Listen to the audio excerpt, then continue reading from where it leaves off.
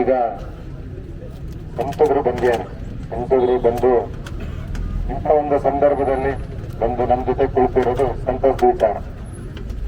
ಆದ್ರೆ ನೈತಿಕವಾಗಿ ನಮ್ದು ಕೆಲವು ಪ್ರಶ್ನೆಗಳು ಅವರಿಗಿತ್ತು. ಅವ್ರು ಬಂದಿರ್ಲಿಲ್ಲ. ಹಿಂದೆ ಯಾವುದೇ ಸಾವಾದ ನಂತರ ಬಂದಿದ್ರು. ಸ್ಪಾಟ್ ಅಲ್ಲಿ ಪ್ರತಿಭಟನೆಗಳಾಗಬೇಕಾದ್ರೆ ಸಂಸದರು ಬಂದಿರಲಿಲ್ಲ. ಆ ನಿಟ್ಟಿನಲ್ಲಿ ನಮ್ಮ ಹೋರಾಟ ನಾವು ಇವತ್ತಿನವರೆಗೂ ಸಹ ರೈತರ ವಿಚಾರದಲ್ಲಿ ಯಾವುದೇ ಕಾರಣಕ್ಕೂ ರಾಜಕೀಯವನ್ನ ಬೆರೆಸಬಾರದು, ನೈತಿಕತೆಯನ್ನ ಕಳೆದುಕೊಳ್ಬಾರ್ದು ಅನ್ನುವ ನಿಟ್ಟಿನಲ್ಲೇ ಸಹ ನಾವು ಇದರಲ್ಲಿ ಸ್ಪಷ್ಟ ಉದ್ದೇಶಗಳನ್ನು ಇಟ್ಕೊಂಡು ಹೋರಾಟ ಮಾಡ್ಕೊಂಡು ಬರ್ತೀವಿ. ಅದು ಇಲ್ಲಿರೋರು ಎಲ್ರಿಗೂ ಗೊತ್ತಿರ್ಬೋದು. ನಾವೊಂದು ವೇದಿಕೆ ಸೃಷ್ಟಿ ಮಾಡಿದ್ರು ಎಷ್ಟು ನೀಟಾಗಿ ಮಾಡ್ತಾ ಇದ್ವಿ. ಯಾಕಂದ್ರೆ ಯಾರಿಗೂ ಪ್ಲಸ್ ಮೈನಸ್ ಮಾಡ್ಬೇಕನ್ನೋ ಇಂಟೆನ್ಷನ್ ನಮ್ಗೆ ಇರ್ತಿರ್ಲಿಲ್ಲ. ಇಡನ್ ಅಜೆಂಡಾ ಇಟ್ಕೊಂಡು ನಾವು ಹೋರಾಟ ಮಾಡ್ತಿರ್ಲಿಲ್ಲ. ಇಡನ್ ಅಜೆಂಡಾ ಇಟ್ಕೊಂಡು ಹೋರಾಟನ ಹಾಳು ಮಾಡಕ್ ಬರ್ತಾ ಇದ್ವಿ ಇತಿಹಾಸಗಳು ನಮ್ ಕಣ್ಣಿದೆ. ಆದ್ರೆ ಕೊನೆಯವರೆಗೂ ನಾವು ಮಾಡ್ಲಿಲ್ಲ. ಆದ್ರೆ ಕೊನೆಗಾಗಿದ್ದೇನು, ಅವರವರ ಬಣ್ಣನ ಅವರವರೇ ತೋರಿಸ್ಬೇಕು. ನಾವು ಜನರಿಗೆ ನೀರ್ ಹಾಕಿ ಮುಖ ತೋರಿಸಿ ಬಣ್ಣ ತೋರ್ಸಕ್ಕಾಗಲ್ಲ, ತೋರಿಸ್ಬಿಟ್ಟು ಬಣ್ಣ ತೋರಿಸುವಂತ ಸಂದರ್ಭ ಬರುತ್ತೆ, ಅವ್ರವ್ರು ತೋರಿಸ್ಕೊಂತಾರೆ. ಅದವ್ರವ್ರ ಹಣೆ ಬರ ರಾಜಕಾರಣ, ನಾವೇನ್ ಮಾಡಕ್ಕಾಗ. ಅಂತ ಸಂದರ್ಭಗಳು ದುರ್ಘಟನೆಗಳು ನಿನ್ನೆ ದಿನ ಆಗಿದೆ. ಈ ನಿಟ್ಟಿನಲ್ಲಿ ಒಟ್ಟಾರೆ ಒಂದೂವರೆ ವರ್ಷದ ಬೆಳವಣಿಗೆ ಲಾ ಅಂಡ್ ಆರ್ಡರ್ನ ನೋಡ್ಕೊಳ್ಳೋದಾಗಿರ್ಬೋದು ಅಥವಾ ಪರಿಹಾರ ಕೊಡೋದಾಗಿರ್ಬೋದು, ಅದು ಸಂಸದರ ವ್ಯಾಪ್ತಿಗೆ ಬರೋದಿಲ್ಲ ಅನ್ನುವಂತ ವಿವೇಚನೆ ನಮಗೂ ಇದೆ. ಆದ್ರೆ ಇಲ್ಲಿ ಸಾವಾದಾಗ ಅಂತ ನೋವಿನ ಸಂದರ್ಭದಲ್ಲಿ ಸಂಸದರು ತುರ್ತಾಗಿ ಇಲ್ಲೇ ಇದ್ರು ಬರಬೇಕಿತ್ತು ಅನ್ನೋದು ನಮ್ದು ಬೇಡಿಕೆ. ಅದು ನಾವು ಹಿಂದಿನ ಎಲ್ಲಾ ಹೋರಾಟದಲ್ಲೂ ಹೇಳಿದೀವಿ, ಇವತ್ತು ಹೇಳ್ತಿದ್ದೀವಿ. ತಾವು ಅದಕ್ಕೆ ಉತ್ತರವನ್ನು ಕೊಡಬೇಕು ಅನ್ನೋದು ಒಂದು. ಎರಡನೇದು ನಾನು ಒಟ್ಟಿಗೆ ಹೇಳ್ಬಿಡ್ತೀನಿ. ಇವತ್ತು ಏನು ಕೇಸನ್ನ ಮಾಡಿದ್ದಾರೆ, ಸುಳ್ಳು ಕೇಸ್. ಸಂಸದರು ಇರ್ಲಿಲ್ಲ, ಹಾಗಾಗಿ ನಾನು ಒಂದೇ ನಿಮಿಷದಲ್ಲಿ ಹೇಳ್ಬಿಡ್ತೀನಿ ಎಷ್ಟು ಸ್ಪಷ್ಟವಾಗಿ ಸುಳ್ಳು ಕೇಸ್ ಅಂದ್ರೆ. ಬೆಳಿಗ್ಗೆ ಸಂಜೆವರೆಗೆ ಹೋರಾಟ ಆಗಿದೆ. ಡಿಸಿ ಅವರು ಇದ್ರು, ಸಂಜೆ 5 ಗಂಟೆವರೆಗೆ ಬಂದಿಲ್ಲ. ಬಂದ್ಯಾರೆ, ಬಂದ ನಂತರದಲ್ಲಿ ಬಾಡಿನ ತೆಗಿತೀವಿ ಅಂತ ಹೇಳಿಯಾರೆ. 20 ಲಕ್ಷ ಕೊಡ್ತೀವಿ ಅಂತ ಹೇಳಿ ನಾವು 20 ಲಕ್ಷ ಯಾವ ಕಾರಣಕ್ಕೆ ಒಪ್ಪಲ್ಲ, 50 ಲಕ್ಷ ಅಂದ್ವಿ, ಜಾಬ್ ಕೊಡ್ಬೇಕಂದ್ವಿ. ಕೊನೆಗೆ ಯಾವುದೂ ಆಗಿಲ್ಲ. ಹೆಚ್ಚಿನ ಪರಿಹಾರಕ್ಕೆ ಈಶ್ವರ್ ಖಂಡ್ರೆ ಅವರಿಗೆ ಫೋನ್ ಮುಖಾಂತರ ಮಾತಾಡಿ ಅಂತ ಕ್ಯಾಬಿನೆಟ್ ಲೆವೆಲ್ನವ್ರು ಯಾರು ಶಾಸಕರು ಯಾರೋ ಪಾಪ ಈಗ ನಿನ್ನೆ ಮೊನ್ನೆ ಫಸ್ಟ್ ಟರ್ಮಿಗೆ ಶಾಸಕರಾದಾಗ ಅವರಿಗೆಲ್ಲ ಅರಣ್ಯ ಸಚಿವರಿಗೆಲ್ಲ ಮಾತಾಡೋದು ಬೇರೆ ಕಾಂಟ್ಯಾಕ್ಟ್ ಇರಲ್ಲ. ಆದ್ರೆ ಕ್ಯಾಬಿನೆಟ್ ಲೆವೆಲ್ ಅವರು ನಿರಂತರ ಸಂಪರ್ಕದಲ್ಲಿರೋರು ಒಂದು ಫೋನ್ ಮಾಡಿ ನಮ್ಮ ಹತ್ರ ಅವ್ರದ್ದು ಭರವಸೆ ಕೊಡಿಸಿ. ಅವ್ರಿಗಂತೂ ಹಸಿ ಸುಳ್ಳಿನ ಭರವಸೆಗಳ ಸರಮಾಲಿನ ಆಗಿತ್ತು. ಆದ್ರೆ ಅಂತ ಸಂದರ್ಭದಲ್ಲೂ ಸಹ ನಮ್ಮ ಎದುರುಗಡೆ ಅವ್ರು ಕಾಲ್ ಮಾಡಿ ನಮ್ಮ ಯಾವುದೇ ಬೇಡಿಕೆಗಳಲ್ಲೂ ಸಹ ಒಂದೇ ಒಂದು ಬೇಡಿಕೆಯನ್ನು ಈಡೇರಿಸಲಿಲ್ಲ. ಒಂದರಲ್ಲೂ ಕನಿಷ್ಠ ಬೆಂಡ್ ಸಹ 50% ಆಯ್ತಪ್ಪ, ಕೊನೆಗೆ ಹೋಗ್ಲಿ 20 ಲಕ್ಷ ಅಂತಿದ್ವಿ, 25 ಕೊಡ್ತೀವ, 30 ಲಕ್ಷ ಕೊಡ್ತೀವ, ಅದನ್ನೂ ಸಹ ಮಾಡ್ಲಿ. ಆ ಸಂದರ್ಭದಲ್ಲಿ ನಾವು ಯಾವ ಕಾರಣಕ್ಕೂ ಡೆಡ್ ಬಾಡಿ ತೆಗೆಯೋದು ಬಿಡೋದಿಲ್ಲ ಅಂದ್ವಿ. ಅವ್ರ ಕುಟುಂಬಸ್ಥರು ಸಹ ನಮ್ ಜೊತೆ ನಿಂತರು. ನಮ್ಗೆ ಸುಳ್ಳು ಹೇಳಿದ್ರು, ಕುಟುಂಬಸ್ಥರು ಹೋಗ್ತಾರೆ ಬಾಡಿ ಬೇಕಂತ ಅಂತ. ಅವ್ರ ಮಗನಿಗೆ ಕೇಳಿದ್ರು, ಇಲ್ಲ ಅಣ್ಣ ನಾವು ಕೊಡಲ್ಲ, ಅದೇನ ನಮ್ಮ ನಿಲ್ವಾದ್ರೂ ಇಲ್ಲೇ ಇರ್ಲಿ. ಒತ್ತಾಯ ಪೂರ್ವಕ ಪೊಲೀಸರ ಮುಖಾಂತರ ಬಾಡಿನ ಎಳ್ಕೊಂಡು ಹೋಗಿ ಆಂಬುಲೆನ್ಸ್ ಅಲ್ಲಿ ಯಾರೊಬ್ಬ ಮಧ್ಯ ಬಂದು ಕೂಗ್ತಾ ಇದ್ನಪ್ಪ, ಏನ್ ಗಣ ಬಂದಿತ್ತ ಆಯ್ತಾ. ಆಮೇಲೆ ಆ ನಂತರ ನಮ್ಮ ಕಾರ್ಯಕರ್ತರ ಮೇಲೆ ದೌರ್ಜನ್ಯ ಮಾಡಿ, ದಬ್ಬಾಳಿಕೆ ಮಾಡಿ, ಹೊಡೆದು, ಲಾಠಿಯಲ್ಲಿ ಹೊಡೆದು, ನೆಲಕ್ಕೆ ಹಾಕಿ ತುಳಿದು ಗಾಡಿಗೆ ತುಂಬಿಸಿದ ತಕ್ಷಣ ಶಾಂತಿಯುತವಾದ ಪ್ರತಿಭಟನೆಯಲ್ಲಿ ದಬ್ಬಾಳಿಕೆ ಯಾಕೆ ಮಾಡ್ತೀರಾ ಅಂತ ಎಲ್ಲಾ ರೈತರು ಪ್ರಶ್ನೆ ಮಾಡಿದ್ರು. ಪ್ರಶ್ನೆ ಮಾಡುವ ಗುಂಪಾದ್ರೂ ಗುಂಪಾದ ತಕ್ಷಣ ನೇರವಾಗಿ ನಮ್ಮ ಪಿಣ್ಣೆದುರುಗಡೆ ಚಾರ್ಜ್ ಅಂತ ಆರ್ಡರ್ ಕೊಟ್ಟಿದ್ದಾರೆ. ಬೇಕಾದ್ರೆ ವಿಡಿಯೋ ಪ್ರೂಫ್ ಎಲ್ಲಿ ಬೇಕಾದ್ರೆ ತೆಗೆಸ್ಕೊಡಿ, ಯಾವ ಕಲ್ಲು ಬಿದ್ದಿಲ್ಲ, ಹಸಿ ಸುಳ್ಳು ಕಲ್ಲು ಬಿದ್ದಿರೋದು ಚಾಲೆಂಜ್ ಮಾಡ್ತೀವಿ, ನಾವು ವಿಡಿಯೋ ಕೊಡ್ತೀವಿ. ಕಲ್ಲು ಬಿದ್ದ ಮೇಲೆ ಲಾಠಿ ಚಾರ್ಜ್ ಆಗಿದೆ.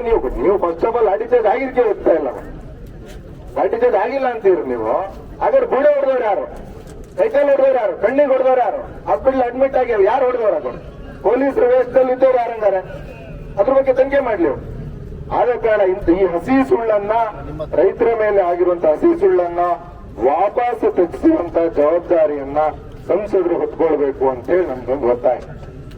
ಆಮೇಲೆ ಈ ಹಿಂದಿಂದನೂ ಸಹ ನಾವೊಂದು ಪಾಲಿಸಿ ಬದಲಾವಣೆ ಬಗ್ಗೆ ಕೇಳ್ಕೊಂಡೇ ಬಂದಿದ್ದೀವಿ. ಇಲ್ಲಿ DFO ಬರ್ತಾರೆ, ಏನೋ ಅವ್ರು ಮಾಡೋ ರೆಸ್ಪಾನ್ಸ್ ಮಾಡ್ತಾರೆ, ಎಲ್ಲ ಸರಿನೇ. ಆದ್ರೆ ಅಧಿಕಾರ ಇಲ್ಲ ಅವ್ರ ಕೈಯಲ್ಲಿ. ಅವ್ರು ಇಲ್ಲಿಂದ ಲೆಟರ್ ಹಾಕ್ತಾರೆ, CCF ಅವ್ರ ಲೆಟರ್ ಹಾಕ್ತಾರೆ. ಅವ್ರಿಗೆ ಹೋಗ್ಬೇಕಾದ್ರೆ MLA ಅವ್ರ 10 ಜನ ಹೋಗಿ ಲೆಟರ್ ತಗೊಂಡು ಕಳ್ಸ್ಬೇಕು. ಅದು ಅರಣ್ಯ ಸಚಿವರು ಅರಣ್ಯ ಭವನಕ್ಕೆ ಹೋಗಿ ಅಲ್ಲಿಂದ ಇಲ್ಲಿಗೆ ಬರುತ್ತೆ. ಆನೆ 4 ಜನ ನೋಡ್ತಗ್ದು ಆನೆಗೆ ಏನಾದ್ರು ಸ್ಟೇ ತರ್ಬೋದಾ? ಇಲ್ಲಪ್ಪ ನಿಂಗೆ ನೋಟಿಸ್ ಕೊಡ್ತೀವಿ, 15 ದಿನದಲ್ಲಿ ನಮ್ಮ ಆರ್ಡರ್ ಬರುತ್ತೆ, ನೀನ್ ಯಾವ ಕಾರಣ ನಮ್ಮ ಹತ್ರ ಬರಬಾರ್ದು. ಇಲ್ಲ, ನಮ್ಮ ಸಿಸ್ಟಮ್ ಆಗಿದೆ. ಹಾಗಾಗಿ ಇದೊಂದು ವಿಷಯ ಅಲ್ಲ ಅಂತಲ್ಲ, ದೀರ್ಘವಾಗಿ ಬೇಡ, ಒಟ್ಟಾರೆ ಹಿಂದಿನ ಹೋರಾಟಗಳು ತಮ್ಮ ಗಮನಕ್ಕೆ ಬಂದಿದ್ದೀವಿ. ಪಾಲಿಸಿ ಬದಲಾವಣೆ ವಿಚಾರದಲ್ಲಿ, ಕೆಲವೊಂದಷ್ಟು ತಿದ್ದುಪಡಿ ವಿಚಾರದಲ್ಲಿ ತಾವು ಇದ್ರ ಮಟ್ಟಿಗೆ ಏನ್ ಮಾಡ್ತೀರಾ ಅನ್ನುವಂಥದ್ದು. ಕೊನೆಯದಾಗಿ ಪರಿಹಾರ, ಈಗ ನಾವು ಕೇಳ್ತಾ ಇದ್ದೀವಿ, ಕೇಳಿದ್ರೆ ಗ್ಲಾಟಿಗೆ ಹೊಡಿತಾ ಇದ್ದಾರೆ, ಇನ್ನೂ ಕೇಳ್ತೀವಿ, ಕೇಳೋದೇನು ಬಿಡಲ್ಲ ಇದನ್ನ ಪರಿಹಾರ. ಆದ್ರೆ ಕೇಂದ್ರ ಸರ್ಕಾರದ ಕಡೆಯಿಂದ ಈ 13 ಕುಟುಂಬಗಳಿಗೆ ಏನಾದ್ರೂ ಪರಿಹಾರ ಕೊಡಿಸ್ಲಿಕ್ಕೆ ಸಾಧ್ಯನಾ? ಪರಿಹಾರ ಕೊಡಿಸ್ಬೇಕು ತಾವು ಅಂತ ನಮ್ದು ಒತ್ತಾಯ.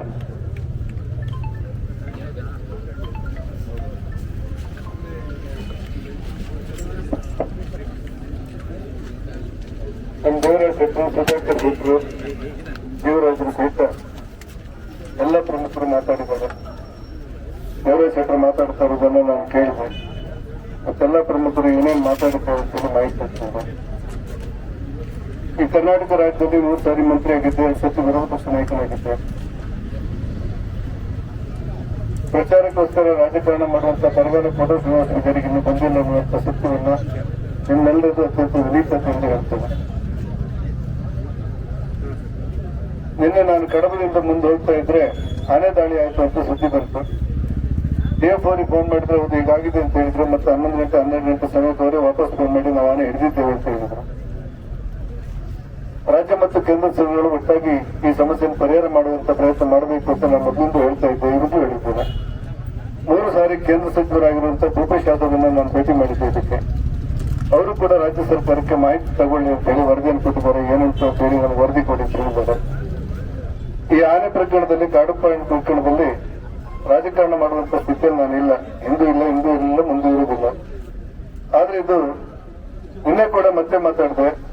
ಕೇಂದ್ರ ರಾಜ್ಯದ ಅರಣ್ಯ ಇಲಾಖೆ ಪ್ರಧಾನ ಕಾರ್ಯದರ್ಶಿ ಮನೋಜ್ ಅಂತ ಹೆಸರು, ಅವರೊಂದು ತಿಂಗಳ ಹಿಂದೆ ನನಗೆ ಕೊಟ್ಟ ಮಾಹಿತಿಯಂತೆ 32 ಜನ ಟಾಸ್ಕ್ ಫೋರ್ಸ್ ಸಿಬ್ಬಂದಿಯನ್ನ ನಾವು ಮಾಡ್ತಾ ಇದ್ದೇವೆ. ಚಿಕ್ಕಮಗಳೂರಿನ ಈ ಆನೆಗಳು ಹೊರಗೆ ಬರುವುದನ್ನು ಜನರಿಗೆ ತಿಳಿಸಲಿಕ್ಕೆ ಮತ್ತು ನಿರ್ಬಂಧ ಮಾಡಲಿಕ್ಕೆ ನಮಗೆ ಅನುಮೋದನೆ ಕೊಟ್ರೆ ಯಾವ ಕಾರಣಕ್ಕೂ ಕೂಡ ಯಾವುದೇ ಸಾವಾಗದಂತೆ ನಾವು ನೋಡ್ಕೊಳ್ತೇವೆ. ನಮ್ಮ 32 ಜನರ ತಂಡವನ್ನು ನಿಯೋಜನೆ ಮಾಡ್ತೇವೆ ಅಂತ ಹೇಳಿ ಅವರು ಹೇಳಿದ್ರು. ಅದು ಹಣಕಾಸು ಇಲಾಖೆಯಲ್ಲಿದೆ ಎಂದಾಗ ಮತ್ತೆ ರೈತರು ಅವರಿಗೆ ಫೋನ್ ಮಾಡಿದೆ, ಮುಖ್ಯಮಂತ್ರಿಗಳ ಆಪ್ತ ಕಾರ್ಯದರ್ಶಿಗೆ ಫೋನ್ ಮಾಡಿದೆ. ಅದರಿಗೆ ಹೊರಗಡೆ ಹಾಸನದಲ್ಲಿ ಬರುತ್ತೆ ಮತ್ತೆ ಮಾಡ್ತೇನೆ ಅಂತ ಹೇಳಿದ್ದಾರೆ. ಒಟ್ಟಾರೆ ಯಾವುದೇ ಪ್ರಚಾರ ಇಲ್ಲದೆ ನಮ್ಮ ಮಿತಿಯೊಳಗೆ ನನ್ನ ಕೈಲಾದ ಪ್ರಯತ್ನ ನಾನು ಮಾಡ್ತಾ ಇದ್ದೆ. ವಿಳಂಬ ಆಗಿರ್ಬೋದು, ನಾನು ಇಲ್ಲ ಅಂತ ಹೇಳಿಲ್ಲ. ಆದ್ರೆ ನನಗಾದ ಆಶ್ಚರ್ಯ ಏನಂತ ಹೇಳಿದ್ರೆ, ಇದು ಕೇವಲ ಬಿಜೆಪಿ ಹೋರಾಟ ಅಲ್ಲ, JDS ಹೋರಾಟ ಅಲ್ಲ. ಇದು ರೈತಾಪಿ ವರ್ಗದವರು, ನೊಂದವರು ಒಟ್ಟಾಗಿ ಪ್ರತಿಭಟನೆ ಮಾಡಿ ನಮಗೆ ನ್ಯಾಯ ಕೊಡಿ ಅನ್ನುವಂತ ಹೋರಾಟಕ್ಕೆ ಇಲ್ಲಿಯ ಸರ್ಕಾರಿ ಅಧಿಕಾರಿಗಳು ನಡ್ಕೊಂಡ ರೀತಿ. ನಾನು ಲಾಠಿ ಚಾರ್ಜ್ ಆಯ್ತು ಅಂತ ಹೇಳಿ ಸುದ್ದಿ ಕೇಳಿದ ತಕ್ಷಣ ಜಿಲ್ಲಾಧಿಕಾರಿ ಅವರಿಗೆ ಫೋನ್ ಮಾಡಿದ್ದೆ. ನನಗೆ ರೆಕಾರ್ಡ್ ಮಾಡ್ಕೊಳ್ಳುವಂತ ಅಭ್ಯಾಸ ಎಲ್ಲ ನನಗೆ ಗೊತ್ತಾಗುದಿಲ್ಲ. ರೆಕಾರ್ಡ್ ಮಾಡೋದು ಹೇಗೆ ಅಲ್ಲ, ಎಷ್ಟೊತ್ತಿಗಂತ ಕೇಳಿದ್ರೆ ನನಗೆ ರೆಕಾರ್ಡ್ ಮಾಡ್ಕೊಳ್ಳಿ ಬರುದಿಲ್ಲ ಫೋನಲ್ಲಿ. ಜಿಲ್ಲಾಧಿಕಾರಿ ಅವರಿಗೆ ಫೋನ್ ಮಾಡಿ ಹೀಗಾಗಿದೆ ಅಂತ, ಲಾಠಿ ಚಾರ್ಜ್ ಇಲ್ಲ, ನಾನು SP ಅವ್ರ ಹತ್ರ ಮಾತಾಡ್ತೇನೆ ಅಂತ ಹೇಳಿದ್ರೆ SP ಅವ್ರ ಹತ್ರ ಮಾತಾಡಿದೆ. ಅವರೊಂದಿಷ್ಟು ಮಾಹಿತಿಗಳನ್ನು ಕೊಡ್ತಾ ನಾನು ಸ್ಪಷ್ಟವಾಗಿ ಹೇಳಿದೆ. ನನಗೆ ಒಂದು ಹೆಸರು ನೆನಪಿತ್ತು, ಅವರಲ್ಲಿ ಅಭಿಷೇಕ್ ಅನ್ನುವಂತ ಒಬ್ಬರು ನೆನಪಿತ್ತು. ಅವರು ಮತ್ತು ಸುಮಾರು 15 ಜನ ತಂಡವನ್ನು ಅರೆಸ್ಟ್ ಮಾಡಿದ್ದೀರಂತೆ. ನೀವು ಬಿಡುಗಡೆ ಮಾಡದೇ ಇದ್ರೆ ನಾನೇ ರಾತ್ರಿ ಆಯ್ತು, ನಾನು ಬರ್ತಾ ಇದ್ದೇನೆ, ನಾನೇ ಬಂದು ನಿಮ್ಮ ಆಫೀಸ್ ಎದುರುಗಡೆ ಜನರೊಟ್ಟಿಗೆ ಕೂತ್ಕೊಳ್ತೇನೆ ಅನ್ನುವಂತ ಸ್ಪಷ್ಟವಾದ ಎಚ್ಚರಿಕೆ ಮಾತುಗಳನ್ನು ಅವ್ರಿಗೆ ಹೇಳಿದ್ದೆ. ಇಲ್ಲ, ನಾವು ಇದನ್ನ ಒಂದು ರೂಪಕ್ಕೆ ತರ್ತೇವೆ, ನಾವು ಇದನ್ನು ಬಿಡುಗಡೆ ಮಾಡ್ತೇವೆ, 1 ಗಂಟೆ ನಮ್ಗೆ ಟೈಮ್ ಕೊಡಿ, ನಾವು ಬಿಡುಗಡೆ ಮಾಡ್ತೇವೆ ಅಂತ ಹೇಳಿದ್ರು. ಕೊನೆಗೆ ಜೀವರಾಜ್ ಹತ್ರ ಹೇಳಿದಾಗ ಬಿಡುಗಡೆ ಆಗಿದೆ ಅಂತ ಹೇಳಿದಂತ ಸುದ್ದಿ ನನಗೆ ಬಂದಿತ್ತು. ಇವತ್ತು ಪುನಃ ಜೀವರಾಜ್ಗೆ ಫೋನ್ ಮಾಡಿ ನಾನು ಇಷ್ಟೊತ್ತಿಗೆ ಬರಬೇಕು ಅಂತ ಕೇಳಿದ್ದೆ. ನಾನು ಈಗ ಯಾಕಂದ್ರೆ ಉಡುಪಿ ಜಿಲ್ಲಾಧಿಕಾರಿಗಳ ಕಚೇರಿಯಲ್ಲಿ ನೋಡಿನ ಬಗ್ಗೆ ಒಂದು ಗೊತ್ತಾಗ್ತಿತ್ತು. ನಮ್ಮ 5 ಜನ ಶಾಸಕರು ಅಲ್ಲಿದ್ರು. DCR ಜೊತೆ ಮಾತಾಡೋದು ಇಷ್ಟು ಗೊತ್ತಾಗಿತ್ತು. ಹಾಗಾಗಿ ನಮ್ಮ ಮುಂದಿರುವಂತ ಚರ್ಚೆ ಇರುವುದು ಆ ಪರಿಹಾರವನ್ನು ನೀವು ಏನ್ ಕೊಡ್ತೀರಾ ಅಂತ ಹೆಚ್ಚಿಕೊಡ್ಬೇಕು ಅನ್ನೋದೊಂದು. ಇನ್ನೊಂದು, ನಿರಪರಾಧಿಗಳು ನ್ಯಾಯ ಕೇಳಿದವ್ರ ಮೇಲೆ ನೀವು ಲಾಠಿ ಚಾರ್ಜ್ ಮಾಡಿದ್ದೀರಿ. ತಕ್ಷಣ ಯಾರ್ಯಾರು ಇದರಲ್ಲಿ ತಪ್ಪು ಮಾಡಿದ್ದೀರಿ ಅವ್ರ ಮೇಲೆ ನೀವು ಕ್ರಮ ಕೈಗೊಳ್ಬೇಕು. ಅವ್ರನ್ನೆಲ್ಲ ಮೇಲೆ ಕ್ರಮ ತಗೊಂಡು ವರದಿಯನ್ನು ತಗೊಳ್ಬೇಕು ಅನ್ನೋದೊಂದು. ಇನ್ನೊಂದು, ಈ ಕೇಸಿಗೆ ತಕ್ಷಣ B ರಿಪೋರ್ಟ್ ಅನ್ನು ಹಾಕ್ಬೇಕು ನೀವಂತ.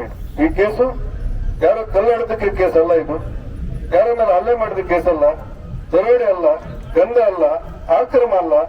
ಪ್ರಜಾಪ್ರಭುತ್ವದಲ್ಲಿ ರೈತರೆಲ್ಲ ಒಟ್ಟು ಸೇರಿ ಅಸೋಸಿಯೇಷನ್ ಹಾಕೊಂಡೋಗಿ ರೈತಾಪಿ ವರ್ಗದ ಮಹಿಳೆ ಒಬ್ಬಳು ತೀರಿ ಹೋಗಿದ್ದಾಳೆ, ಅವಳಿಗೆ ನ್ಯಾಯ ಕೊಡಿ ಅಂತ ಹೇಳೋದು ಮಾತ್ರ ಆಗಿತ್ತು. ಆ ಕಾರಣಕ್ಕೆ ನೀವು ಸ್ವಲ್ಪ ಸಮಜಾಯಿಷಿ ಮಾಡಿದ್ದಿದ್ರೆ, ಸಮನ್ವಯ ಮಾಡಿದ್ದಿದ್ರೆ, ಶಾಂತಿಯಿಂದ ಮಾತಾಡಿದ್ರೆ ಇದು ಬಹುಶಃ ದೊಡ್ಡದಾಗ್ತಾ ಇರಲಿಲ್ಲ. ಅದನ್ನು ಬಿಟ್ಟು ಲಾಠಿ ಚಾರ್ಜ್ ಮಾಡಿದ್ದು 100ಕ್ಕೆ 100 ಇದು ಖಂಡನಾರ್ಹವಾದಂತ ಘಟನೆ. ಇದನ್ನ ತಕ್ಷಣ ನೀವು ವಾಪಸ್ ಪಡಿಬೇಕು. ವಾಪಸ್ ಪಡೆದಿದ್ರೆ ಸಮಾನ ಮನಸ್ಕರಾದಂತ ಎಲ್ಲರೂ ಸೇರಿ ರೈತರ ಜೊತೆಯಲ್ಲಿ ನಿಮ್ ಕಚೇರಿ ಎದುರು ಧರಣಿ ಮಾಡ್ತೇವೆ ಅಂತ ನಿನ್ನೆ ಕೂಡ ಹೇಳುತ್ತೆ. ಇವತ್ತಿನ ಸಾರ್ವಜನಿಕ ಸಭೆಯಲ್ಲಿ ಪುನರುಚ್ಚಾರದಲ್ಲಿ ಯಾವ ರಾಜ್ಯ ಕೂಡ ಇಲ್ಲ, ಅದಕ್ಕೆ ರಾಜಕಾರಣಗಳು ಕೂಡ ಇಲ್ಲ, ಇದರಲ್ಲಿ ರಾಜಕಾರಣ ಇಲ್ಲ. ಅನ್ನೋದನ್ನು ತಾವು ಅತ್ಯಂತ ಗಮನಿಸಬೇಕು ಅಂತ ಹೇಳಿ ನನ್ನ ವಿನಂತಿ. ಸಂಸತ್ತಿನಾಗಿ 8 ವಿಧಾನಸಭಾ ಕ್ಷೇತ್ರ ಬರುತ್ತೆ. ಚಿಕ್ಕಮಗಳೂರಿಂದ ಉಡುಪಿಗೆ ಹೋಗ್ಲಿಕ್ಕೆ 4.5 ಗಂಟೆ ಬೇಕು. ಈ ದಾರಿ ಹರದಾರಿ ನಾನು ಮಾಡಿದ್ದಲ್ಲ, ಯಾವುದು ಈ ಕ್ಷೇತ್ರ ವಿಂಗಡಣೆ ಹೀಗಿರ್ಬೇಕು ಅಂತ ನಾನು ಮಾಡಿದ್ದಲ್ಲ. ಆದ್ರೆ ಮಾಡುತ್ತೆ ನಾನು ಅನುಭವಿಸಬೇಕು. 4.5 ಗಂಟೆ ಬೇಕು, 3.5 ಗಂಟೆ ಅದಕ್ಕೆ ನೆಟ್ವರ್ಕ್ ಕೂಡ ಸಿಗದೆ ಇರುವಂತ ಒಂದು ವ್ಯವಸ್ಥೆ ನಡುವೆ ನಾವಿದ್ದೇವೆ. ಆದ್ರೂ ಕೂಡ 3 ದಿವಸ ಉಡುಪಿ ಜಿಲ್ಲೆಯಲ್ಲಿದ್ರೆ 3 ದಿವಸ ಇಲ್ಲೇ ಇರ್ತೇನೆ, ಅಥವಾ 2 ದಿವಸ ಇಲ್ಲಿರ್ತೇನೆ. ಇನ್ನೊಂದು ದಿವಸ ಪಕ್ಷದ ಕೆಲಸಗಳಿರುತ್ತೆ, ಸರ್ಕಾರಿ ಕೆಲಸ ಇರುತ್ತೆ. ಪಾರ್ಲಿಮೆಂಟ್ ಅಲ್ಲಿ ಇರುವಾಗ ನಮಗೆಲ್ಲೂ ಕೂಡ ಹೋಗ್ಲಿಕ್ಕೆ ಆಗುದಿಲ್ಲ. ನಿಮಗೂ ಗೊತ್ತು, ನಮಗೂ ಗೊತ್ತು. ಆದ್ರೆ ಇದಕ್ಕೊಂದು ಶಾಶ್ವತವಾದ ಪರಿಹಾರ ಯಾರು ಸಹಕಾರ ಕೊಡ್ತಾರೋ ಇಲ್ವೋ ಗೊತ್ತಿಲ್ಲ ನನಗೆ. ಸಹಕಾರ ಕೊಟ್ಟೇ ಕೊಡ್ತಾರೆ ಅನ್ನುವಂತ ವಿಶ್ವಾಸವನ್ನು ನಾನು ಹೊಂದಿದ್ದೇನೆ. ಕೇಂದ್ರ ಸರ್ಕಾರದಲ್ಲಿ ಪ್ರಸ್ತಾಪನೆ ನಾನು ಕಾಯ್ತಾ ಇದ್ದೇನೆ. ಕೇಂದ್ರ ಸರ್ಕಾರಕ್ಕೆ ಪ್ರಸ್ತಾಪ ಬಂದಾಗ ಕೇಂದ್ರ ಸರ್ಕಾರ ಏನ್ ಮಾಡಬೇಕು ಅದನ್ನೆಲ್ಲವನ್ನ ಮಾಡ್ತೇವೆ. ಅಗತ್ಯ ಪ್ರಧಾನಿಯನ್ನು ಭೇಟಿ ಮಾಡ್ತೇನೆ. ಭೂಪೇಶ್ ಯಾದವ್ರನ್ನ 3 ಸತಿ ಈಗಾಗಲೇ ಭೇಟಿ ಮಾಡಿದ್ದೇನೆ. ಇದು ಯಾವುದೇ ಪ್ರಚಾರಕ್ಕೋಸ್ಕರ ಹೇಳಿದ್ದಲ್ಲ ಅನ್ನೋದನ್ನು ನಿಮ್ ಗಮನಕ್ಕೆ ತರ್ತಾ ಒಂದು ವಿಚಾರ ಸ್ಪಷ್ಟವಾಗಿ ಗೊತ್ತಿರಲಿ. ಬಹಳ ಹೊತ್ತಾಗಿದೆ, ತುಂಬಾ ಮಾತಾಡೋದ್ರಲ್ಲಿ ಅರ್ಥ ಇಲ್ಲ. ಪ್ರಜಾಪ್ರಭುತ್ವದಲ್ಲಿ, ಜನತಂತ್ರ ವ್ಯವಸ್ಥೆಯಲ್ಲಿ ಹೋರಾಟ ಮಾಡುವುದು ಅನಿವಾರ್ಯ. ಜನರಿಗೆ ಅನ್ಯಾಯ ಆದಾಗ 2 ಸಾರಿ ಪ್ರತಿಪಕ್ಷದ ನಾಯಕನಾಗಿ ನಾನು ವಿಧಾನ ಪರಿಷತ್ನಲ್ಲಿ ಕೆಲಸ ಮಾಡಿದ್ದೆ, 3 ಸಾರಿ ಮಂತ್ರಿ ಆಗಿದ್ದೆ. ರಾಜಕೀಯ ಕಾರಣಗಳಿಗೋಸ್ಕರ ಒಬ್ಬನೇ ಒಬ್ಬರ ಮೇಲೆ ಕೇಸ್ ದಾಖಲು ಮಾಡಿ ಅಂತ ಹೇಳಿದಂತ ಉದಾಹರಣೆಗಳಿಲ್ಲ ನನಗೆ. ಇಷ್ಟು ವರ್ಷಗಳ ರಾಜಕೀಯದ ಅನುಭವದಲ್ಲಿ ಕೋಟಾ ಶ್ರೀನಿವಾಸ ಪೂಜಾರಿ ದಬ್ಬಾಳಿಕೆ ಮಾಡಿದ್ದಾನೆ, ದೌರ್ಜನ್ಯ ಮಾಡಿದ್ದಾನೆ ಅಧಿಕಾರದ ಮೂಲಕ ಅಂತ ಹೇಳಿದಂತ ಉದಾಹರಣೆಗಳು ನಾನು ಕಂಡಿಲ್ಲ. ಯಾರಾದ್ರೂ ಹೇಳಿದ್ರೆ ಉತ್ತರ ಕೊಡ್ಲಿಕ್ಕೆ ನಾನು ಸಿದ್ಧ ಇದ್ದೇನೆ. ಆದ್ರೆ ಒಂದಂತ ಸ್ಪಷ್ಟ, ನಿನ್ನೆ ನಡೆದಿರಬೇಕಾದಂತ ಘಟನೆ ರೈತಾಪಿ ವರ್ಗದ ಮೇಲೆ, ಪ್ರತಿಭಟನಾ ವರ್ಗದವರ ಮೇಲೆ ಮಾಡಿರುವಂತ ಈ ಲಾಠಿ ಚಾರ್ಜ್ ಅನ್ನೋದನ್ನ ಪ್ರಬಲವಾದಂತ ಶಬ್ದದಿಂದ ನಾವೆಲ್ಲ ಒಟ್ಟಾಗಿ ಖಂಡಿಸೋಣ. ಇದಕ್ಕೆ ಬಿ ರಿಪೋರ್ಟ್ ಹಾಕಲಿಕ್ಕೆ ನಾನು ಇನ್ನೊಂದು ತಿಂಗಳ ಅವಧಿಗಳು ಕೊಡೋಣ. ಯಾಕಂದ್ರೆ ನಿನ್ನೆ ಅವ್ರು ಜಾಮೀನು ಕೊಟ್ಟದ್ರಿಂದ, ಕೇಸ್ ಇರೋದ್ರಿಂದ, FIR ಇರೋದ್ರಿಂದ ಮೊನ್ನೆ ತನಿಖೆ ಮಾಡಬೇಕು ಅಂತ ಹೇಳಿದ್ರೆ ನಾಳೆ ಬಿ ರಿಪೋರ್ಟ್ ಹಾಕಿ ಅಂತ ಹೇಳುವಂತ ಇರೋದಿಲ್ಲ ನಮ್ಗೆ. 1 ತಿಂಗಳ ಒಳಗೆ ನೀವು ಬಿ ರಿಪೋರ್ಟ್ ಆಗದೆ ಇದ್ರೆ ನಿಮ್ಮ ಒಟ್ಟು ಚಟುವಟಿಕೆ ನಾವು ನೋಡ್ತಾ ಇರ್ತೇವೆ. ನಿಮ್ಮ ಜಿಲ್ಲಾಧಿಕಾರಿಗಳು ಮತ್ತು DC ಕಚೇರಿ ಎದುರು ಸರ್ಕಾರ ವಿರುದ್ಧ ನಾವು ಹೋರಾಟ ಮಾಡುವಾಗ ಜಿಲ್ಲೆಯಲ್ಲಿ ಒಳ್ಳೆ ಕಚೇರಿಗಳು ನಮಗೆ ಮುಖ್ಯ ಆಗಿರ್ತದೆ. ನಾವೆಲ್ಲ ಜನಪ್ರತಿನಿಧಿಗಳು ನನ್ನನ್ನು ಸೇರಿ ಒಟ್ಟಾಗಿ ಹೋರಾಟ ಮಾಡ್ತೇವೆ.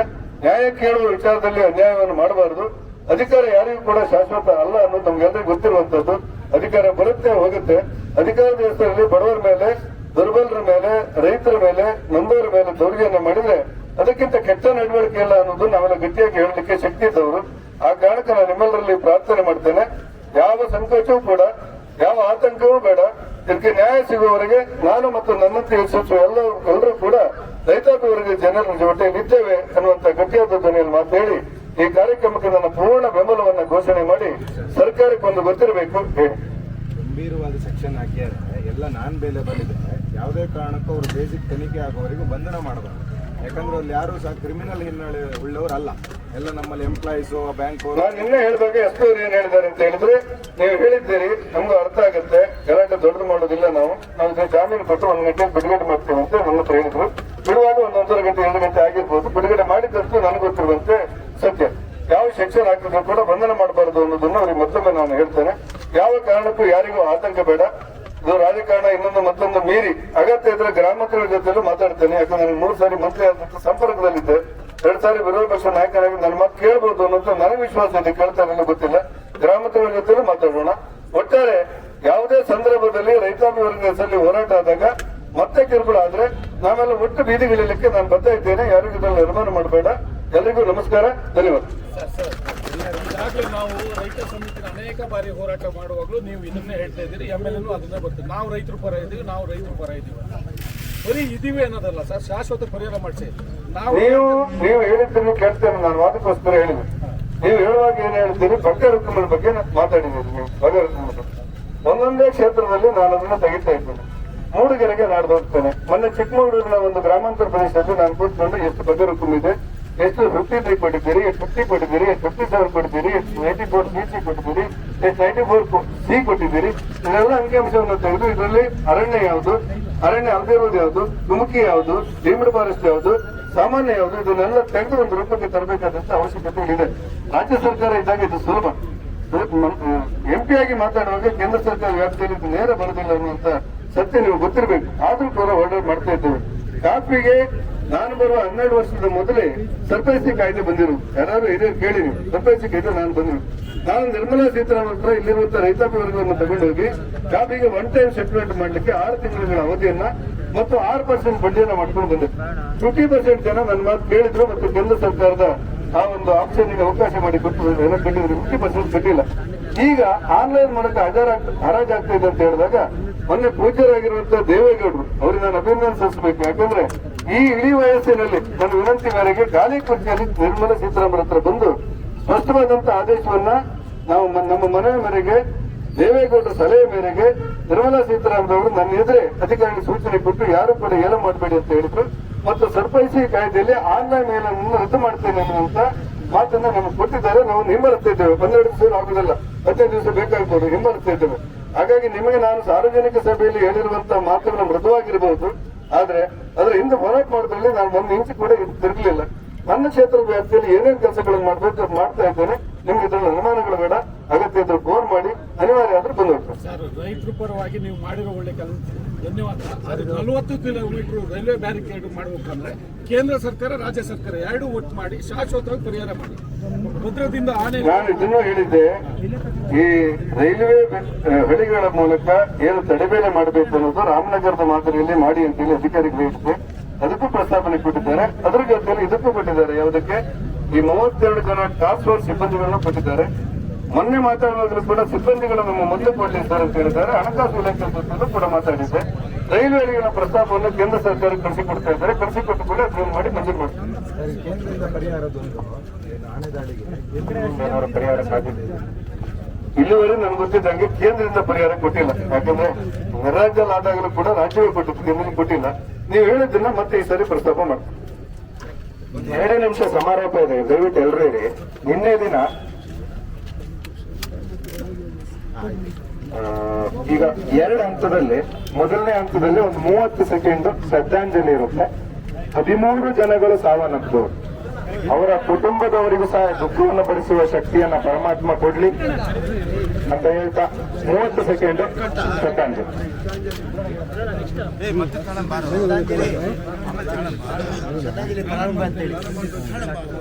ಶ್ರದ್ಧಾಂಜಲಿ ಪ್ರಾರಂಭ.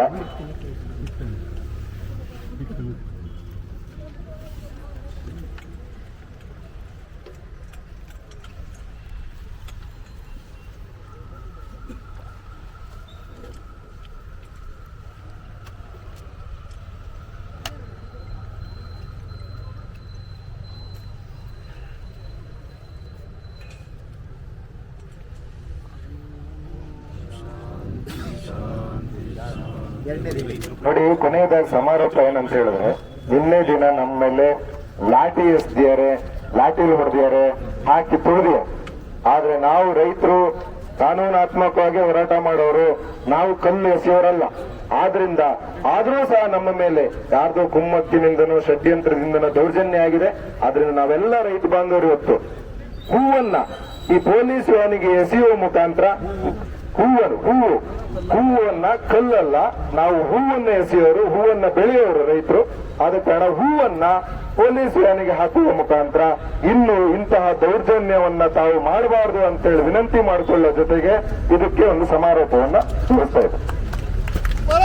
ಹಾಗೇನೆ ವಿಶೇಷವಾಗಿ ನಿನ್ನೆ ಪೂರ್ತಿ ದಿನ, ಹಾಗೇನೆ ಇವತ್ತು ಬೆಳಿಗ್ಗೆಯಿಂದ ಮಾಧ್ಯಮದ ಸ್ನೇಹಿತರು, ಪತ್ರಿಕಾ ಸ್ನೇಹಿತರು ಬಿಸಿಲಿನಲ್ಲಿ ಧೂಳಿನಲ್ಲಿ ಅಂತೇಳಿ ನಮ್ಮ ಜೊತೆಗೆ ಶ್ರಮವಹಿಸಿ ನ್ಯಾಯವನ್ನು ಕೊಡಿಸುವ ನಿಟ್ಟಿನಲ್ಲಿ ಕೆಲಸ ಮಾಡಿದ್ದಾರೆ. ಅವರೆಲ್ಲರಿಗೂ ಸಹ ತುಂಬು ಹೃದಯದ ಧನ್ಯವಾದಗಳು. ಮಾಡಿದ್ದಾರೆ ಅನ್ನುವಂಥ ಸುದ್ದಿ ಹಿನ್ನೆಲೆಯಲ್ಲಿ ನಡೆದಿರುವಂಥ ಈ ಪ್ರತಿಭಟನಾ ಸಭೆಯಲ್ಲಿ ನಾನು ಭಾಗವಹಿಸಿದ್ದೇನೆ. ನಾನು ನಿನ್ನೆ ಕೂಡ ಜಿಲ್ಲಾಧಿಕಾರಿಯವರಿಗೆ ಮತ್ತು ವರಿಷ್ಠ ಪೊಲೀಸ್ ಅಧಿಕಾರಿಯವರಿಗೆ ದೂರವಾಣಿ ಮೂಲಕ ಹೇಳಿದ್ದೆ, ನೀವೊಂದು 16 ಜನರನ್ನ ಲಾಠಿಯಲ್ಲಿ ಹೊಡೆದು ಎಳ್ಕೊಂಡು ಬಂದು ನೀವು ಪೊಲೀಸ್ ಸ್ಟೇಷನ್ಗೆ ಕೂರಿಸಿದ್ರೆ ಜನ ದಂಗೆ ಇದ್ದಾಗ ಸಂಸದನಾಗಿ ನಾನು ಬಂದು ನಿಮ್ಮ ಕಚೇರಿ ಪ್ರತಿಭಟನೆ ಮಾಡುವಂಥ ಅನಿವಾರ್ಯತೆ ನಮಗೆ ಬರುತ್ತೆ. ತಕ್ಷಣ ಇದನ್ನು ಬಿಡುಗಡೆ ಮಾಡಬೇಕು ಅಂತ ಹೇಳಿ ನಾನು ಹೇಳಿದ ತಕ್ಷಣ ಜಿಲ್ಲಾಧಿಕಾರಿಗಳು ಮತ್ತು ಎಸ್ ಪಿ ಅವರನ್ನು ಉತ್ತರ ಕೊಟ್ಟು ಈಗಾಗಲಂತೆ ನಾವು ನೋಡ್ಕೊಳ್ತೇವೆ, ಶಾಂತಿ ಭಂಗ ಆಗದಂತೆ ಎಚ್ಚರ ವಹಿಸ್ತೇವೆ, ಯಾರ ಮೇಲೆ ತೊಂದರೆ ಕೊಡದಂತೆ ನಾವು ನೋಡ್ಕೊಳ್ತೇವೆ ಅಂತೇಳಿ ಭರವಸೆ ಕೊಟ್ಟರು. ನಿನ್ನೆ ಸ್ವಲ್ಪ ವಿಳಂಬದ ನಂತರ ಅವರನ್ನು ಬಿಡುಗಡೆ ಮಾಡಿದ್ದಾರೆ ಸುದ್ದಿ. ಆ ಹಿನ್ನೆಲೆಯಲ್ಲಿ ನಾನು ಸರ್ಕಾರಕ್ಕೆ ಆಗ್ರಹಪಡಿಸುವುದೇನೆಂದರೆ, ಜನತಂತ್ರ ವ್ಯವಸ್ಥೆಯಲ್ಲಿ ಪ್ರತಿಭಟನೆಗಳು, ಆಕ್ರೋಶಗಳು, ಆರೋಪಗಳು, ಪ್ರತ್ಯಾರೋಪಗಳು ಸಹಜ ಆಗಿರ್ತದೆ. ಅದಕ್ಕೆ ಉತ್ತರ ಕೊಟ್ಟು ಶಾಂತಿಯುತವಾಗಿ ಸಮಸ್ಯೆಯನ್ನು ಪರಿಹಾರ ಮಾಡೋದು ಬಿಟ್ಟು ಲಾಠಿ ಎತ್ತಿ ಜನರನ್ನು ಹೊಡೆದು ಬಡಿದು ತುಂಬಿ ವ್ಯಾನಲ್ಲಿ ತುಂಬಿಕೊಂಡು ಹೋಗಿ ಜೈಲಿಗೆ ಹಾಕಿ ನಾವೇನಾದರೂ ಗೆಲ್ತೇವೆ ಅನ್ನೋಂಥ ಮೇಲೆ ಯಾವುದೇ ಸರ್ಕಾರ ಇರಬಾರ್ದು. ಆ ಸರ್ಕಾರ ಇರ್ತಾರೆ ಅಂತೆಲ್ಲ ಎಲ್ಲ ಸರ್ಕಾರಗಳಿಗೆ ಅನ್ವಯಿಸಿರ್ತಾರೆ. ಆ ಹಿನ್ನೆಲೆಯಲ್ಲಿ ಬಂದಿರುವಂಥ ಪ್ರತಿಭಟನೆ ಮಾಡಿದವ್ರನ್ನ ನಾನು ಭೇಟಿ ಮಾಡಿದಾಗ ಅವರೆಲ್ಲರ ನೋವುಗಳನ್ನು ಕೇಳಿದ್ದೇನೆ ಮತ್ತು ನಿಮ್ಮ ಜೊತೆಲಿ ಇದ್ದೇವೆ ಅನ್ನುವಂಥ ಮಾತುಗಳನ್ನು ಕೂಡ ಹೇಳಿದ್ದೇನೆ. ನಾವು ಈ ಮೂಲಕ ಸರ್ಕಾರಕ್ಕೆ, ರಾಜ್ಯ ಸರ್ಕಾರಕ್ಕೆ, ಗೃಹಮಂತ್ರಿಗಳಿಗೆ, ಮುಖ್ಯಮಂತ್ರಿಗಳಿಗೆ ಆಗ್ರಹಪಡಿಸ್ತೇನೆ. ಮುಖ್ಯಮಂತ್ರಿಗಳು ಕೂಡ ದೂರವಾಣಿ ತಗೊಳ್ಳಿಕ್ಕೆ ನೋಡಿದ್ರೆ ನನಗೆ ಆಗಿಲ್ಲ, ಸಿಕ್ಕಿಲ್ಲ, ಪುನಃ ಮಾಡ್ಬೋದು. ಅರಣ್ಯ ಮಂತ್ರಿಗಳು ಮತ್ತು ಗ್ರಾಮ ಮಂತ್ರಿಗಳನ್ನು ಆಗ್ರಹಪಡಿಸೋದೇನೆಂದರೆ ಎಲ್ಲ ನಿರಪರಾಧಿಗಳು ಅವರು ಕಲ್ಲು ಹೊಡಿಲಿಲ್ಲ, ಬೆಂಕಿ ಹಚ್ಚಿಲ್ಲ, ಯಾವುದೇ ಗಲಾಟೆ ಮಾಡಿಲ್ಲ, ಏನೂ ಮಾಡಿಲ್ಲ, ನಮಗೆ ನ್ಯಾಯ ಬೇಕು ಅಂತ ಹೇಳಿದ್ದಾರೆ. ಪರಿಹಾರ ಜಾಸ್ತಿ ಕೊಡಿ ಅಂತ ಹೇಳಿದ್ದಾರೆ. ಶಾಂತಿಯುತವಾಗಿರುವ ಮೇಲೆ ಈ ರೀತಿ ಲಾಠಿ ಚಾರ್ಜ್ ಮಾಡಿದ್ದು ಘೋರವಾದ ಅಪರಾಧ. ತಕ್ಷಣ ಈ ಕೇಸನ್ನು ನೀವು ವಾಪಸ್ ಬಿಡಬೇಕು ಮತ್ತು ಶಾಂತಿಯುತವಾಗಿ ಬದುಕಲಿಕ್ಕೆ ರೈತರಿಗೆ ಅವಕಾಶ ಮಾಡಿಕೊಡಬೇಕು. ಅವರ ಸಮಸ್ಯೆಗಳು ಪರಿಹಾರಕ್ಕೆ ಯೋಚನೆ ಮಾಡಬೇಕು. ಆನೆ ದಾಳಿಯ ಬಗ್ಗೆ ನಾನು ಕೂಡ ನಿರಂತರವಾಗಿ 3 ಸಾರಿ ಕೇಂದ್ರ ಮಂತ್ರಿಗಳನ್ನು ಭೇಟಿ ಮಾಡಿದ್ದೇನೆ. ರಾಜ್ಯದಿಂದ ಪ್ರಸ್ತಾಪನೆ ಬರಲಿ ಅಂತ ಹೇಳಿದ್ದಾರೆ. ರಾಜ್ಯದಲ್ಲಿರುವಂಥ ಅಧಿಕಾರಿಗಳನ್ನು ಭೇಟಿ ಮಾಡಿದಾಗ 12 ಜನ ಟಾಸ್ಕ್ ಫೋರ್ಸ್ ಸಿಬ್ಬಂದಿಗಳನ್ನು ನೇಮಕ ಮಾಡಿ ನಾವು ಹಣಕಾಸು ಇಲಾಖೆ ಕಳಿಸಿಕೊಟ್ಟಿದ್ದೇವೆ. ಅಲ್ಲಿಂದ ಅನುಮಾನ ಆದರೆ ಚಿಕ್ಕಮಗಳೂರು ಜಿಲ್ಲೆಯ ಒಬ್ಬನೇ ಒಬ್ಬರಿಗೆ ಪ್ರಾಣ ಹಾನಿಯಾಗಿದ್ದಂತೆ ನೋಡಿಕೊಳ್ಳೋ ಜವಾಬ್ದಾರಿ ನಮ್ಮದು ಅಂತೇಳಿ ಅರಣ್ಯ ಇಲಾಖೆಯ ಹಿರಿಯ ಅಧಿಕಾರಿಗಳು ಪ್ರಧಾನ ಕಾರ್ಯದರ್ಶಿಗಳು ನನಗೆ ಹೇಳಿದರು. ಅದಕ್ಕೆ ಅನುಮೋದನೆ ಕೊಡಿ ಅಂತೇಳಿ ಹಣಕಾಸು ಇಲಾಖೆಯ ಬೇಜು ಅನ್ನುವಂಥ ಅಧಿಕಾರಿ ಜೊತೆ ನಾನು ಮಾತಾಡಿದ್ದೆ. ಮುಖ್ಯಮಂತ್ರಿ ಜೊತೆ ನಾನು ಮಾತಾಡ್ತೇನೆ. ಒಟ್ಟಾರೆ ಇದಕ್ಕೆ ಪಾರ್ಟಿ ಪಕ್ಷ ಯಾವುದೂ ಇಲ್ಲದೆ ಈ ಸಮಸ್ಯೆಯನ್ನು ಪರಿಹಾರ ಮಾಡಬೇಕು ಅನ್ನುವಂಥ ನಿಟ್ಟಿನಲ್ಲಿ ರಾಜ್ಯ ಸರ್ಕಾರ ಸಹಕಾರ ಕೊಡಬೇಕು. ಏನು ತಪ್ಪು ಮಾಡಿದ್ದೀರಿ ನಿನ್ನೆ ಲಾಠಿ ಚಾರ್ಜ್ ಮಾಡಿ ತಕ್ಷಣ ಈ ಪ್ರಕರಣದಲ್ಲಿ ಎಲ್ಲ ಕೇಸನ್ನು ವಾಪಸ್ ಪಡೆದು ಶಾಂತಿಯುತವಾಗಿ ರೈತರಿಗೆ ಬದುಕಿ ಅವಕಾಶ ಕೊಡಬೇಕು. ಹಾಗೆ ಮಾಡದೆ ಮತ್ತೆ ನಿಮ್ಮ ಹಿಂಸೆಯನ್ನು ಮುಂದುವರಿಸಿದ್ರೆ ಪಕ್ಷ ಪಾರ್ಟಿ ಎಲ್ಲವನ್ನ ಮರೆತು ರೈತರ ಜೊತೆಯಲ್ಲಿ ಒಂದು ಜಿಲ್ಲಾಧಿಕಾರಿಗಳ ಕಚೇರಿಯಲ್ಲಿ ನಾವು ಪರಿಹಾರ ನೀಡುವವರೆಗೆ ಹೇಳದೇ ಇರುವಂಥ ಚಳವಳಿ ನೋಡುವಂಥ ಪರಿಸ್ಥಿತಿಯಲ್ಲಿ ಬಂದರೆ ಸಂಸದರಾಗಿ ನಾನು ಎಚ್ಚರಿಕೆ ಮಾತನ್ನು ನಾನು ಮುಖ್ಯಮಂತ್ರಿಗೆ ಕೊಡ್ತಾ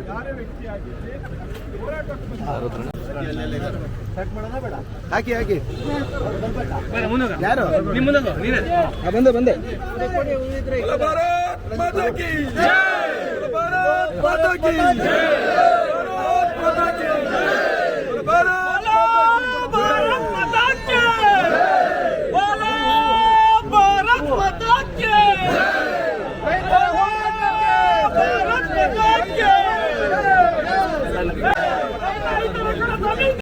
ಇದು ನಾವು ನಮ್ಮ ಮಲೆನಾಡು ಭಾಗದಲ್ಲಿ ಶಾಂತಿಯುತ ಪ್ರತಿಭಟನೆ ಮಾಡ್ತಾ ಇದ್ದೀವಿ. ಎಲ್ಲೇನೂ ಶಾಂತಿಯುತ ಪ್ರತಿಭಟನೆ ಮಾಡ್ತಾ ಇದ್ದಿದ್ದು ಏನು ಯಾವಾಗ 3:45 4 ಗಂಟೆ ಆದಮೇಲೆ ಶಾಸಕರು ಬಂದರು. ಅವರೆಲ್ಲ ಪ್ರೀ ಪ್ಲಾನ್ ಮಾಡಿಕೊಂಡು ಟೆಂಟ್ ಮಾಡಿ ಇದೇ ಥರ ನಡೀಬೇಕು ಅನ್ನೋದು ಮಾತು ಹೋದರೆ ನಮ್ಮ ಮೇಲೆ ಸುಳ್ಳು ಆರೋಪ ಮಾಡಿ ಕಲ್ಲು ತೂರಾಟ ನಾವು ಮಾಡಿದ್ದೀವಿ ಅಂತ ಲಾಠಿ ಚಾರ್ಜ್ ಮಾಡಿದ್ದಾರೆ. ಅದ್ರ ಬಗ್ಗೆ ಲಾಠಿ ಚಾರ್ಜ್ ಮಾಡಿ ಸುಳ್ಳು ಮೊಕದ್ದಮೆ ಹಾಕಿ ಸ್ವಲ್ಪ ಜನ ಅರೆಸ್ಟ್ ಮಾಡಿದ್ರು. ಅರೆಸ್ಟ್ ಮಾಡಿ FIR ರೆಡಿ ಮಾಡ್ಕೊಂಡಿದ್ರು. ನಿನ್ನೆ ಕಣ್ಣೊರೆಸಲಿಕ್ಕೆ ಅವ್ರನ್ನ ರಿಲೀಸ್ ಮಾಡಿದ್ದಾರೆ. ರಾತ್ರೋರಾತ್ರಿ ಅವ್ರ ಮೇಲೆ ಈಗ ಮೊಕದ್ದಮೆ ಹಾಕಿದ್ದಾರೆ, ನಾನ್ ಬೈಲಬಲ್ ಅಫೆನ್ಸ್ ಅಂತ.